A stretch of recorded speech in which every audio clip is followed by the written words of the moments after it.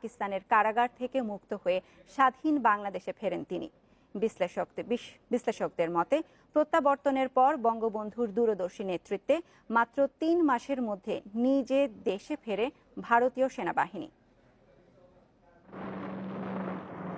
৭১-এর ২৫শে March operation searchlight শুরুর পরপরই ধানমন্ডির বাসা থেকে গ্রেপ্তার হন বঙ্গবন্ধু। বাঙালি যখন স্বাধীনতার জন্য লড়ছে, তিনি তখন মৃত্যুর প্রহর গুনছিলেন পাকিস্তানের কারাগারে। চূড়ান্ত বিজয়ের পর আন্তর্জাতিক চাপে ৮ জানুয়ারি তাকে মুক্তি দিতে বাধ্য হয় পাকিস্তানি জান্তা।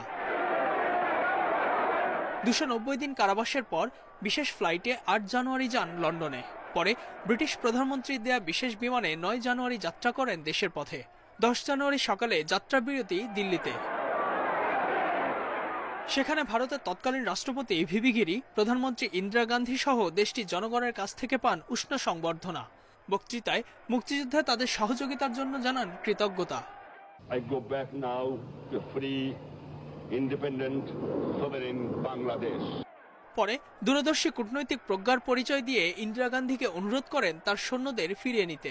যদি বঙ্গবন্ধু যদি না আসতো তাহলে আজকে ভারতের সৈন্য যেত কিনা সেটারও প্রশ্ন ছিল। ৩ লাখ সৈন্য। মিসেস গান্ধী বলছে আমার জন্মদিনে, ৭ই মার্চ আমার জন্মদিনে, ওই সময় আপনি বাংলাদেশে আসবেন, তখন কোনো ভারতীয় সৈন্য বাংলার মাটিতে থাকবে না।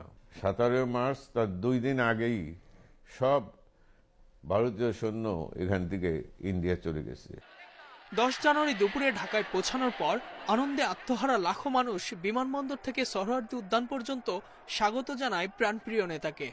বিকেল ৫টায় সোহরাওয়ার্দী উদ্যানে প্রায় ১০ লাখ লোকের সামনে ভাষণ দেন বাঙালির অবিসংবেদিত এই নেতা। আমার বাংলাদেশ আজ স্বাধীন হয়েছে, আমার জীবনের স্বাদ আজ পূর্ণ হয়েছে, আমার বাংলার মানুষ আজ মুক্ত হয়েছে। বিশ্লেষকদের মতে সদ্য স্বাধীন দেশে যে অলিখিত ভাষণটি তিনি সেদিন দিয়েছিলেন তা ছিল রাষ্ট্রনায়কোচিত ও দিক নির্দেশনামূলক। বঙ্গবন্ধু সেখানে বলেছিলেন, একথা স্পষ্ট করে বলে দিতে চাই, বাংলাদেশ একটি আদর্শ রাষ্ট্র হবে, যার ভিত্তি কোনো ধর্মীয় ভিত্তিক হবে না। এই ভাষণের যে বাংলাদেশের চিত্র পথনকশা পেয়েছিলেন, আজকের বাংলাদেশ তা নয়। আপোষের অনেক রাজনৈতিক আপোষের মধ্য দিয়ে বঙ্গবন্ধু দল আওয়ামী লীগ ক্ষমতায় টিকে থাকার চেষ্টা করছে। ইতিহাসবিদেরা আরো বলছেন, বঙ্গবন্ধু সেদিন দেশ গড়ার যে দিক নির্দেশনা দিয়েছিলেন তা মেনেই অর্জন হতে পারে সামগ্রিক উন্নয়ন। আমার মৃত্যু আসে থাকে যদি আমি হাসতে হাতে যাব, আমার বাঙালি জাতকে অপমান করে যাব না। Ijazur Rahman, independent news, Dhaka.